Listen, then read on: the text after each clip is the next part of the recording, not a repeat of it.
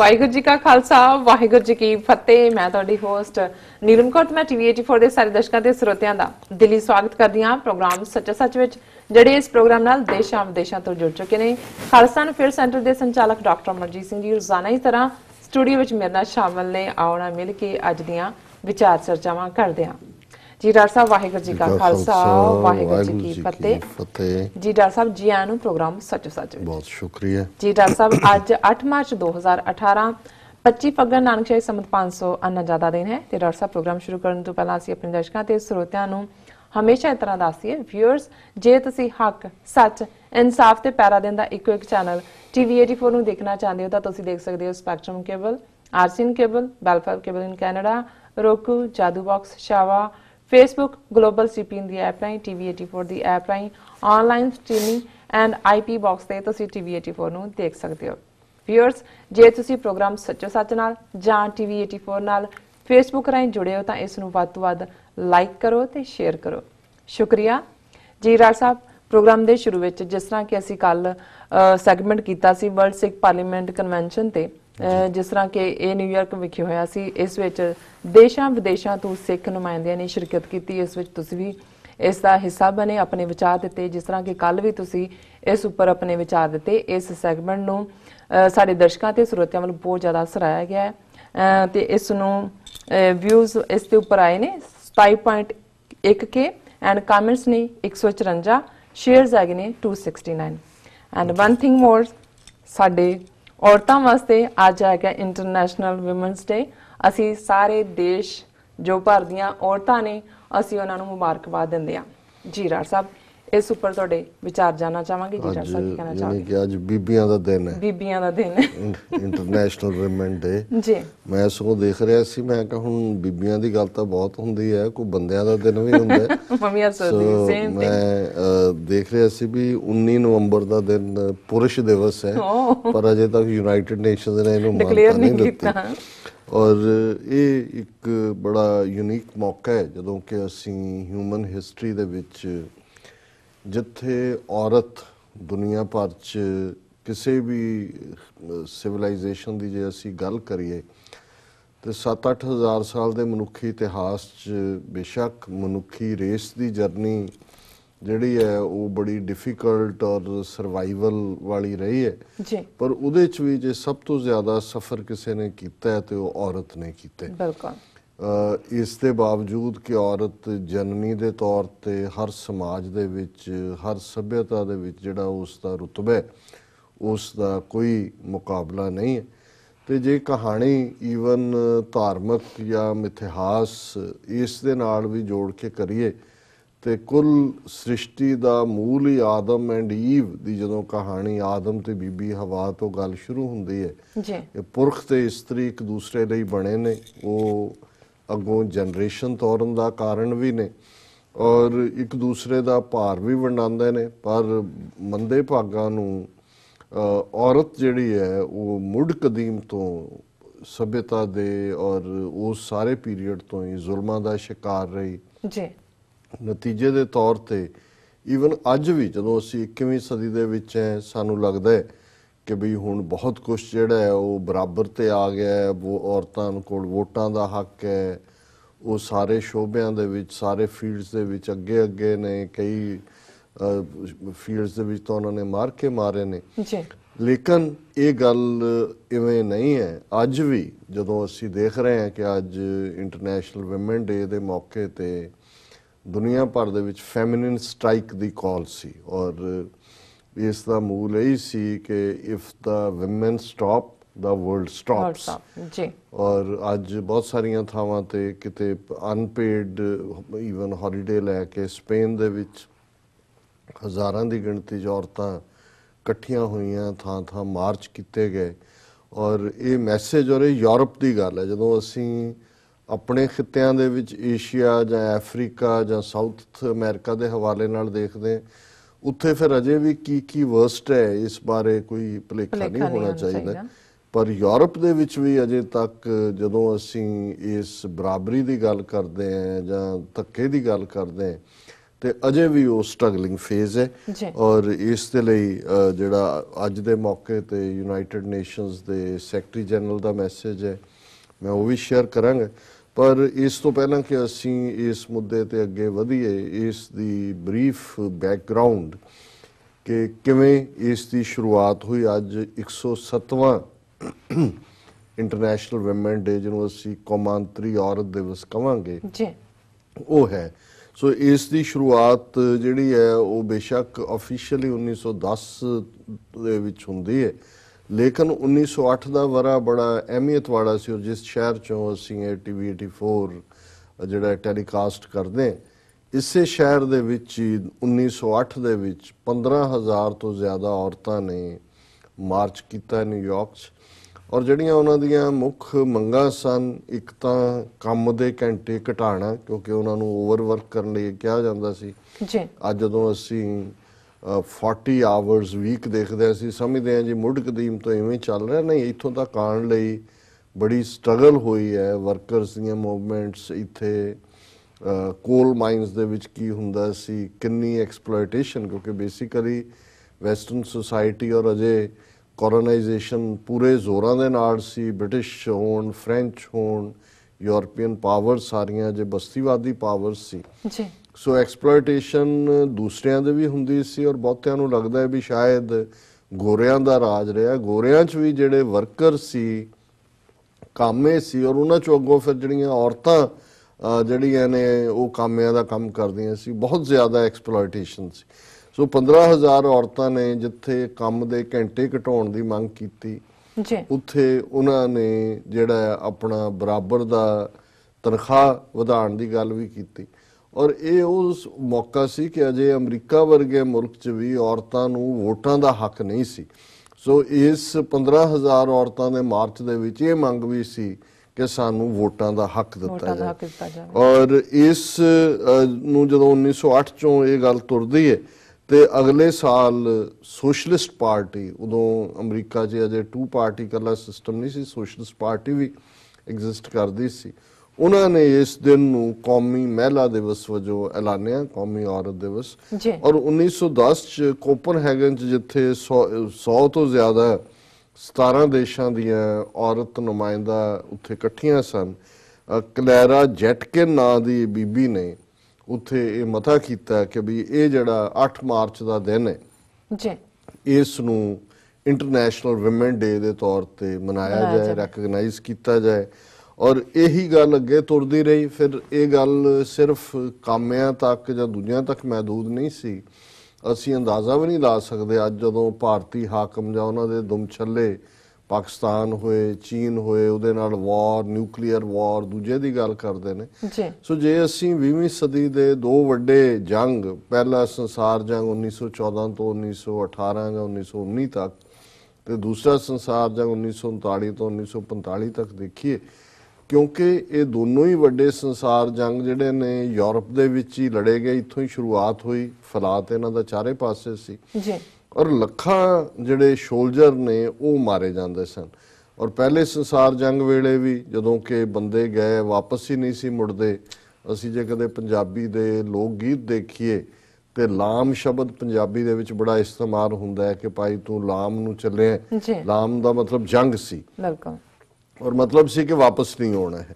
ਔਰ ਇਹ ਉਹ ਪੀਰੀਅਡ ਸੀ ਕਿ 1917 ਦੇ ਵਿੱਚ ਰੂਸ ਦੇ ਵਿੱਚ ਬੜੇ ਵੱਡੇ ਲੈਵਲ ਦੇ ਉੱਤੇ ਜਦੋਂ ਕਿ ਜੰਗ ਚੱਲ ਰਿਹਾ ਸੀ, ਮਰਦਾਂ ਦੀ ਜਿਹੜੀ ਹੈ ਉਹ ਜੰਗ ਦੇ ਵਿੱਚ ਵੀ ਮਰ ਰਹੇ ਸਨ ਔਰ ਪਿੱਛੇ ਜਿਹੜਾ ਉਹ ਖਾਣ ਪੀਣ ਦੀ, ਬ੍ਰੈਡ ਔਰ ਫੂਡ ਦੀ ਵੀ ਕਮੀ ਸੀ। ਉਦੋਂ ਜਿਹੜੇ ਮਾਰਚ ਰਸ਼ੀਆ ਦੇ ਵਿੱਚ ਹੋਏ, ਬ੍ਰੈਡ ਐਂਡ ਪੀਸ ਉਹਨਾਂ ਦੀ ਡਿਮਾਂਡ ਸੀ ਕਿ ਸਾਨੂੰ ਬ੍ਰੈਡ ਚਾਹੀਦੀ ਹੈ, ਸਾਨੂੰ ਸ਼ਾਂਤੀ ਚਾਹੀਦੀ। ਔਰ ਕਿੰਗ ਨਿਕੋਲਸ ਜਿਹੜਾ ਉਸ ਵੇਲੇ ਐਂਪਰਰ ਸੀ ਰਸ਼ੀਆ ਦਾ, ਇਹ ਵਿਮਨ ਮੂਵਮੈਂਟ ਇੰਨੀ ਜ਼ੋਰਦਾਰ ਚੱਲੀ ਉੱਥੇ ਕਿ ਉਹਨੂੰ ਰਿਜ਼ਾਈਨ ਕਰਨਾ ਪਿਆ। ਔਰ ਇਹ ਉਹੀ ਸਾਲ ਸੀ ਕਿ ਫਿਰ ਉਹਨੂੰ ਗੱਦੀ ਵੀ ਛੱਡਣੀ ਪਈ ਬਾਦਸ਼ਾਹ ਨੂੰ, ਔਰ ਔਰਤਾਂ ਨੂੰ ਰੂਸ ਦੇ ਵਿੱਚ ਵੋਟ ਦਾ ਹੱਕ ਵੀ ਮਿਲਿਆ। ਔਰ ਫਿਰ ਅਸੀਂ 1920 ਤੱਕ ਦੇਖਦੇ ਹਾਂ ਕਿ ਅਮਰੀਕਾ ਦੇ ਵਿੱਚ ਵੀ ਔਰਤਾਂ ਨੂੰ ਵੋਟ ਦਾ ਹੱਕ ਮਿਲਦਾ। ਔਰ ਇਹੀ ਉਹ ਪੀਰੀਅਡ ਸੀ। ਪਿਛਲੇ ਦਿਨਾਂ 'ਚ ਬ੍ਰਿਟਨ ਦੇ ਵਿੱਚ ਉਹਨਾਂ ਦੇ ਪੋਸਟ ਆਫਿਸ ਨੇ ਸੋਫੀਆ ਦਲੀਪ ਸਿੰਘ, ਮਹਾਰਾਜਾ ਰਣਜੀਤ ਸਿੰਘ ਦੀ ਪੋਤੀ, ਮਹਾਰਾਜਾ ਦਲੀਪ ਸਿੰਘ ਦੀ ਬੇਟੀ, ਉਸ ਦੀ ਡਾਕ ਟਿਕਟ ਜਾਰੀ ਕੀਤੀ ਹੈ ਕਿਉਂਕਿ ਸੋਫੀਆ ਦਲੀਪ ਸਿੰਘ ਸੀ ਜਿਹਨੇ ਇੰਗਲੈਂਡ ਦੇ ਵਿੱਚ ਔਰਤਾਂ ਦੇ ਵੋਟਾਂ ਦੇ ਹੱਕ ਦੇ ਲਈ ਜਿਹੜੀ ਹੈ ਮੂਵਮੈਂਟ ਉਸ ਨੂੰ ਲੀਡ ਕੀਤਾ ਬਾਕੀ ਐਕਟਿਵਿਸਟ ਦੇ ਨਾਲ ਮਿਲ ਕੇ। ਹੁਣ ਇਹ ਸਾਰਾ ਪਰਸਪੈਕਟਿਵ ਇਸ ਦਾ ਹਿਸਟੋਰੀਕਲ ਪਰਸਪੈਕਟਿਵ ਹੈ। ਔਰ ਫਿਰ ਅਸੀਂ ਜੇ ਥੋੜਾ ਜਿਹਾ ਇਸ ਸਾਰੇ ਨੂੰ ਮੈਂ ਕ੍ਰੋਨੋਲੋਜੀ ਡਿਸਕ੍ਰਾਈਬ ਕਰ ਹੀ ਦਿੱਤੀ ਹੈ ਕਿ 1995 ਦੇ ਵਿੱਚ ਜਦੋਂ ਅਸੀਂ UN ਦੇ ਹਵਾਲੇ ਨਾਲ ਇਹ ਕਿਉਂਕਿ ਡਿਕਲੇਅਰ ਤਾਂ ਹੋ ਗਿਆ ਕੋਪਨਹੈਗਨ ਦੀ ਮੀਟਿੰਗ ਤੋਂ ਬਾਅਦ, ਲੇਕਿਨ ਇਸ ਨੂੰ ਜਿਹੜਾ 1975 ਦੇ ਵਿੱਚ international woman day United nations ਨੇ ਰੈਕਗਨਾਈਜ਼ ਕਰਕੇ ਇਹਨੂੰ ਵੱਡੇ ਪੈਮਾਨੇ ਤੇ ਮਨਾਉਣਾ ਸ਼ੁਰੂ ਕੀਤਾ ਜੀ। ਔਰ ਫਿਰ 1995 ਜਿਹੜੀ ਬੀਜਿੰਗ ਡੈਕਲੇਰੇਸ਼ਨ ਹੋਈ ਜਿਹਦੇ ਚ platform for action historical road map ਜਿਹੜਾ ਹੈ ਉਹ ਸਾਹਮਣੇ ਆਇਆ।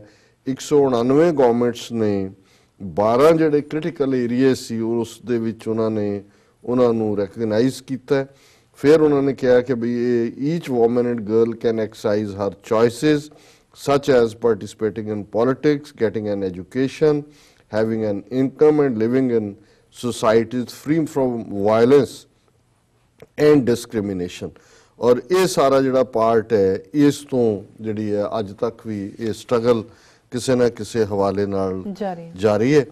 लेकिन औरतां दी एक्सप्लॉयटेशन कल्ली वर्क हुण जिवें एक इस वरे दे विच ही शुरुआत हुई कि ਜਿਹਦੇ 'ਚ ਇਹ ਆਇਆ ਕਿ ਵੀ ਕਿਹਦੇ ਨਾਲ ਕਿੱਥੇ ਕੀ ਹੋਇਆ ਕਦੇ ਉਸ ਨੂੰ ਰਿਕਾਰਡ ਕਰੋ। ਐਸੇ ਹੈਸ਼ਟੈਗ ਸ਼ੁਰੂ ਹੋਏ ਹਜ਼ਾਰਾਂ ਦੀ ਗਿਣਤੀ ਦੇ ਵਿੱਚ ਔਰਤਾਂ ਕਿ ਵੀ ਸਾਡੇ ਨਾਲ ਬਚਪਨ 'ਚ ਕੀ ਹੋਇਆ, ਕੰਮ ਤੇ ਕੀ ਹੋਇਆ। ਹਾਲੀਵੁੱਡ ਦੇ ਬੜੇ ਬੜੇ ਹੈਡ ਰੋਲ ਹੋਏ ਨੇ ਕਿ ਵੀ ਕਿਵੇਂ ਉਹਨਾਂ ਨੂੰ ਐਕਸਪਲੋਇਟ ਕੀਤਾ ਗਿਆ, ਜਿਨ੍ਹਾਂ 'ਚ ਬੜੀਆਂ ਸੈਲੀਬ੍ਰਿਟੀਜ਼ ਨੇ ਕਿ ਜਿਹੜੇ ਪ੍ਰੋਡਿਊਸਰ ਜਾਂ ਫਿਲਮ ਮੇਕਰ ਜਾਂ ਦੂਜੇ ਨੇ ਉਹਨਾਂ ਦੇ ਨਾਲ ਕੀ ਹੁੰਦਾ ਰਿਹਾ। ਔਰ ਇਹ ਆਲਮੋਸਟ ਦੁਨੀਆ ਦੇ ਵਿੱਚ ਇੱਕ ਮੂਵਮੈਂਟ ਬਣ ਗਈ ਹੈ ਸਾਰੇ ਪਿਛਲੇ 2017 ਦਾ ਸਾਲ ਔਰ 2018 ਚ। ਔਰ ਇਹ ਸ਼ੌਕਿੰਗ ਲੈਵਲ ਤੱਕ ਹੈ ਕਿ ਕਿਸ ਕਿਸਮ ਦੇ ਲੋਕ ਇਸ ਸਾਰੇ ਦੇ ਵਿੱਚ ਇਨਵੋਲਵ ਰਹੇ। ਔਰ ਈਵਨ ਜਦੋਂ ਅਸੀਂ ਭਾਰਤ ਦੇ ਕੰਟੈਕਸਟ ਤਾਂ ਔਰਤ ਦੀ ਸਫਰਿੰਗ ਵਰਸਟ ਫਾਰਮ ਚ ਰਹੀ ਹੈ।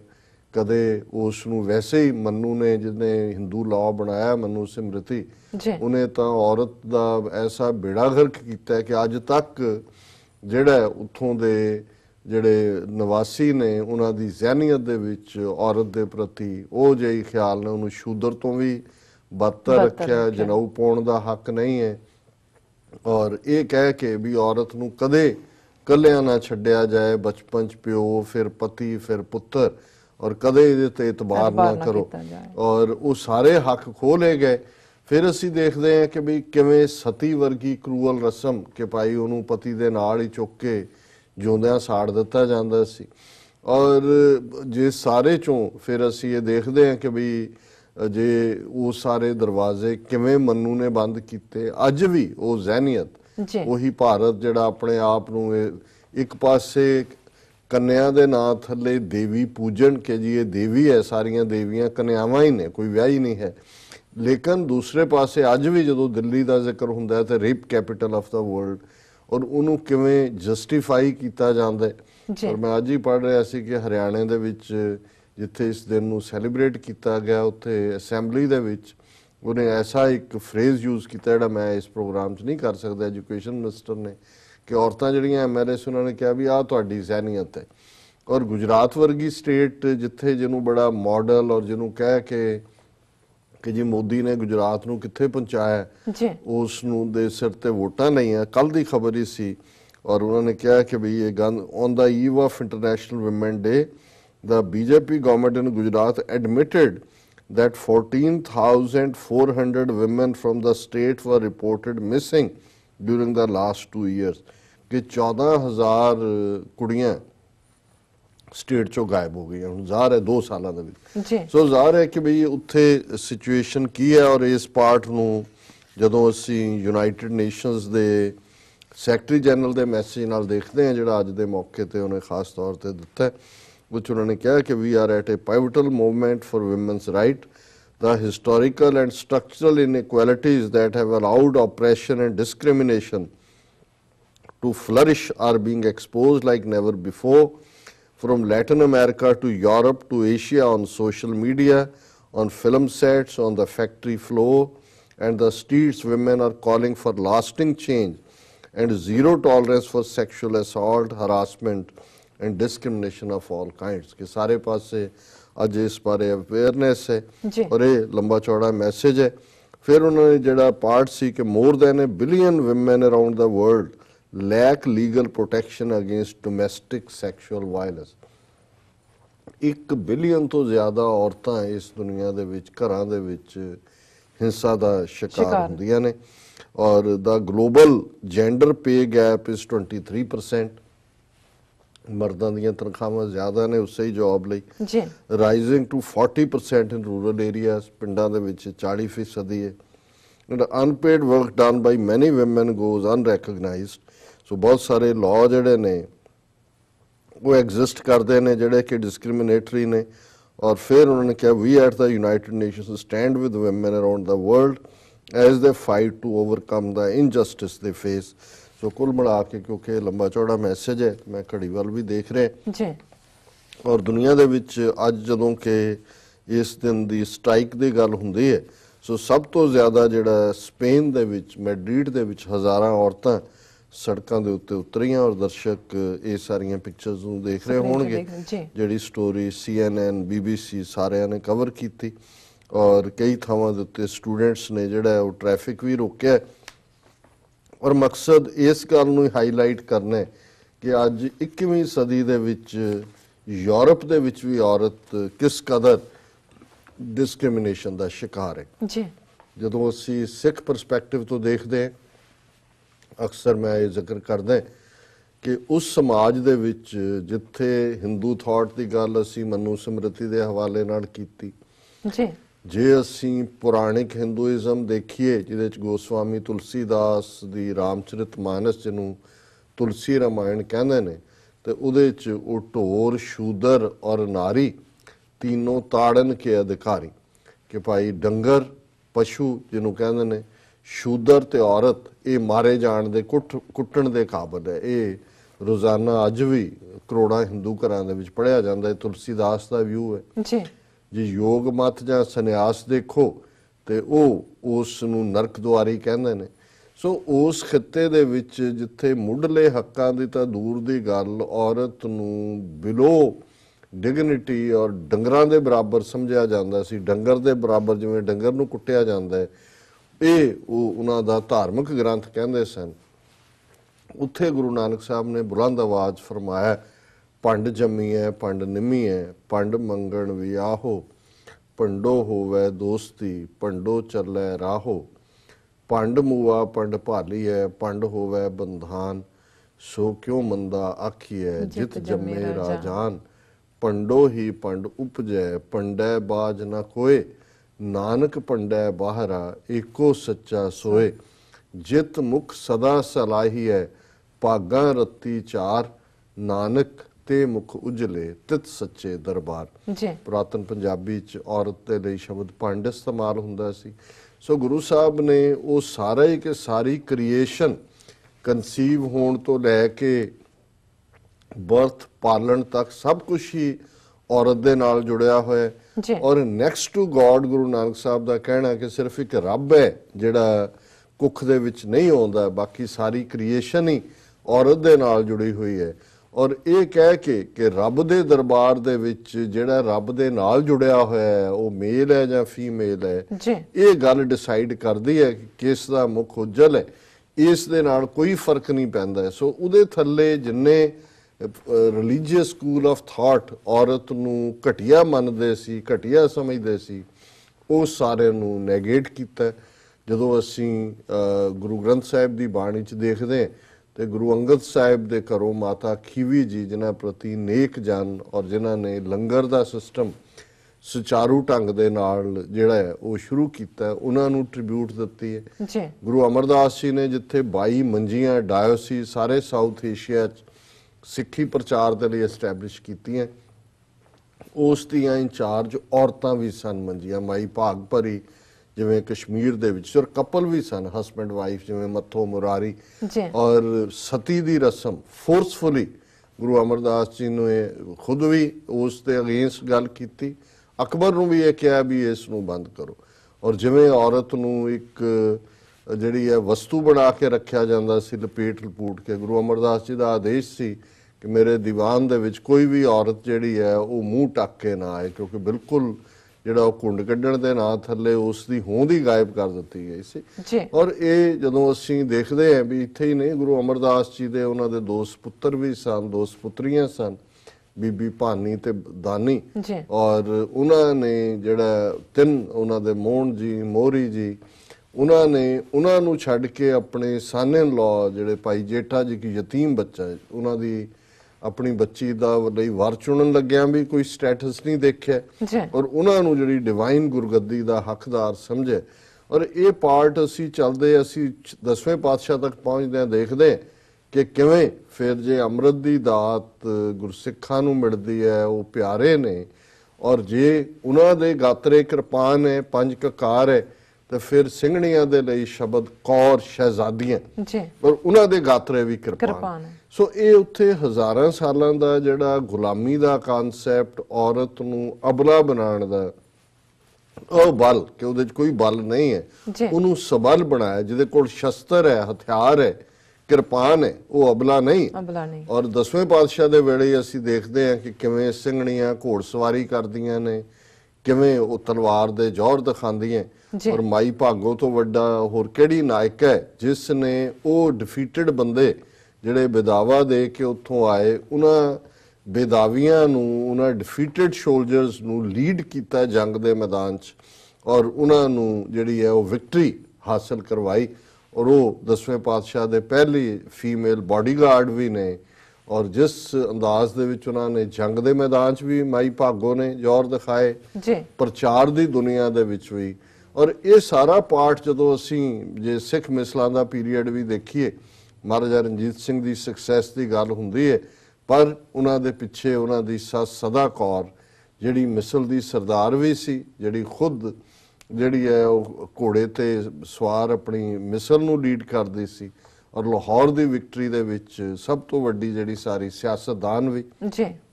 ਪਰ ਇਸੇ ਤਰ੍ਹਾਂ ਪਟਿਆਲੇ ਰਾਣੀ ਸਾਹਿਬ ਕੌਰ ਜਿਹਨੇ ਮਰਾਠਿਆਂ ਨੂੰ ਕਿਵੇਂ ਸ਼ਿਕਸਤ ਦਿੱਤੀ। ਔਰ ਇਸ ਸਾਰੇ ਪੀਰੀਅਡ ਦੇ ਵਿੱਚ ਜੇ ਅਸੀਂ ਫਿਰ ਮਹਾਰਾਣੀ ਜਿੰਦਾਂ ਦੀ ਗੱਲ ਕਰੀਏ ਕਿ ਕਿਵੇਂ ਯੰਗ ਉਮਰ ਦੇ ਵਿੱਚ ਹੀ ਜਦੋਂ ਕਿ ਮਹਾਰਾਜਾ ਰਣਜੀਤ ਸਿੰਘ ਉਹਨਾਂ ਦੇ ਹਸਬੈਂਡ ਉਹ ਚੜ੍ਹਾਈ ਕਰ ਜਾਂਦੇ ਨੇ, ਕਿਵੇਂ ਉਹ ਲਾਹੌਰ ਦਰਬਾਰ ਦੇ ਵਿੱਚ, ਔਰ ਇਹ ਉਹਨਾਂ ਦੀਆਂ ਖੁਫੀਆ ਰਿਪੋਰਟਾਂ ਉਹਨਾਂ ਦੇ ਅੰਗਰੇਜ਼ਾਂ ਦੀਆਂ ਕਹਿੰਦੇ ਨੇ ਕਿ she is the only man in the Lahore court. ਔਰ ਕਿਵੇਂ ਉਹਨਾਂ ਨੇ ਆਪਣੇ ਬੱਚੇ 'ਚ ਡਿਫਾਇੰਸ ਭਰੀ, ਖੁਦ ਜਿਹੜਾ ਨੇਪਾਲ ਦੇ ਵਿੱਚ ਕਿੰਨੇ ਸਾਲ ਜਿਹੜੀ ਹੈ ਉਹ ਜਲਾਵਤਨੀ 'ਚ ਰਹਿੰਦੇ, ਔਰ ਅਖੀਰਲੇ ਪਲਾਂ 'ਚ ਵੀ ਉਹਨਾਂ ਨੇ ਆਪਣੇ ਬੇਟੇ ਨੂੰ ਕਿਹਾ ਚੜ੍ਹਾਈ ਕਰਨ ਤੋਂ ਪਹਿਲਾਂ ਕਿ ਮੇਰੀਆਂ ਹੱਡੀਆਂ ਇਸ ਨਿਰਦਈ ਧਰਤੀ ਤੇ ਨਾ ਰੋਲੀ, ਜਦੋਂ ਕਿ ਉਹ ਇੰਗਲੈਂਡ ਚਲੇ ਗਏ। ਔਰ ਬਲੈਕ ਪ੍ਰਿੰਸ 'ਚ ਉਹ ਸਾਰੇ ਪਾਰਟ ਨੂੰ ਚੰਗੀ ਤਰ੍ਹਾਂ ਫਿਲਮਾਇਆ ਗਿਆ। ਸੋ ਕੁੱਲ ਮਿਲਾ ਕੇ ਮੈਂ ਦੇਖਦਾ ਹਾਂ ਵੀ ਇਹ ਸਾਡਾ ਬੇਸ਼ੱਕ ਧਾਰਮਿਕ ਤੌਰ ਤੇ ਜਾਂ ਕਿਸੇ ਹੱਦ ਤੱਕ 18ਵੀਂ ਸਦੀ 'ਚ ਅਸੀਂ ਉਹਨਾਂ ਵੈਲਿਊਜ਼ ਨੂੰ ਅਪਣਾਇਆ ਪਰਨਾਇਆ ਵੀ, ਪਰ ਜੇ ਅੱਜ ਵੀ ਅਸੀਂ ਸਮਾਜਿਕ ਪੱਖ ਤੋਂ ਦੇਖੀਏ ਤੇ ਸਾਡੀ ਹਾਲਤ ਕੋਈ ਦੂਸਰਿਆਂ ਨਾਲੋਂ ਬਹੁਤੀ ਚੰਗੀ ਨਹੀਂ ਹੈ। ਘਰਾਂ ਦੇ ਵਿੱਚ ਸਾਡੇ ਸ਼ਰਾਬ ਦਾ ਬੋਲਬਾਲਾ, ਸ਼ਰਾਬ ਦੇ ਨਾਲ ਜੁੜੀ ਹੋਈ ਹਿੰਸਾ, ਔਰ ਇਸ ਦੇ ਨਾਲ ਸਾਡੀ ਜ਼ਹਿਨੀਅਤ ਉਹੀ ਅੱਜ ਵੀ ਜਿਹੜੇ ਡੌਰੀ ਸੀਕਰ ਨੇ, ਦਾਜ ਦੇ ਲੋਭੀ, ਉਹਨਾਂ ਦਾ ਕਿਰਦਾਰ। ਔਰ ਇਸ ਦੇ ਨਾਲ ਅਸੀਂ ਦੇਖਦੇ ਹਾਂ ਕਿ ਹਰ ਪਾਸੇ ਜਿੱਥੇ ਜਿੰਨੀ ਬਰਾਬਰੀ ਸਿੱਖ ਸਮਾਜ ਦੇ ਵਿੱਚ ਗੁਰਮਤ ਫਲਸਫੇ ਦੇ ਵਿੱਚ ਔਰਤਾਂ ਨੂੰ ਗੁਰੂ ਸਾਹਿਬਾਨ ਨੇ ਦਿੱਤੀ, ਪਹਿਲਾਂ ਕਦੇ ਵੀ ਕਿਸੇ ਫੇਥ ਦੇ ਵਿੱਚ ਇਸ ਕਿਸਮ ਦਾ ਹੱਕ ਨਹੀਂ ਸਨ। ਪਰ ਮੰਦੇ ਭਾਗਾਂ ਨੂੰ ਅਸੀਂ ਸਮਾਜਿਕ ਤੌਰ ਤੇ ਉਸ ਹਿੰਦੂ ਜ਼ਹਿਨੀਅਤ ਨੂੰ ਅਜੇ ਤੱਕ ਸਾਡੇ ਅੰਦਰੋਂ ਮੰਨੂ ਨਹੀਂ ਨਿਕਲਿਆ।